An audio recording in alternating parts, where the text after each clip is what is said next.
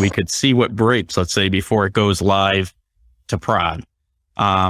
Is there any way to do that when you think about a business to kind of do a stress test without just a thought experiment? There is. And but you have to layer on a couple of different approaches to this. Yeah. And also it depends on what kind of organization you are and where you are in your curve, and also what kind of leader you are and what kind of trust you have with the organization. So like if you're a tops down militaristic, just listen to what I say, leader, and your organization has no agency whatsoever, and you can do whatever you want to do. You just like ram something through, right? It could be brittle, like the change could completely break and people are going to churn, but that's how, that's your approach.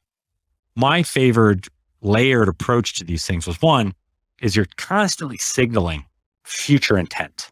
You're constantly saying like, I've been thinking about this, in all likelihood that you're going to build something in 6 months, and you're slowly warming the organization up to that point. It's kind of like pre-selling your partner that you want to go on vacation in Hawaii in June by starting talking about it in October of the previous year.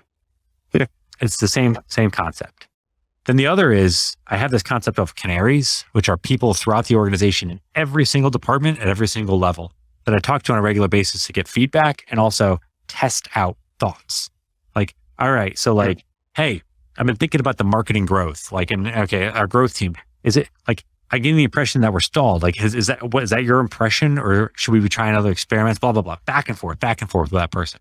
I'm not going to meet with that person every week, but I'm going to meet with that person on a decently regular basis. And it's not a formal meeting in most cases. It's kind of like, I have a calendar to go find this person in the coffee sometime this week to have this discussion.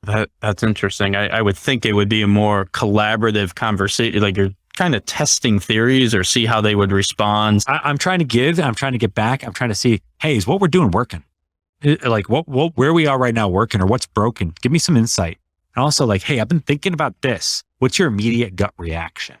And then let's say you want to go roll out a massive strategy change and org change 2 months from now.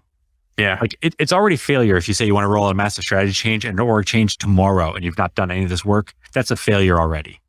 But let's say you want to do it 2 months from now. You're having conversations leading up to this saying like, hey, what's your gut reaction to this to start?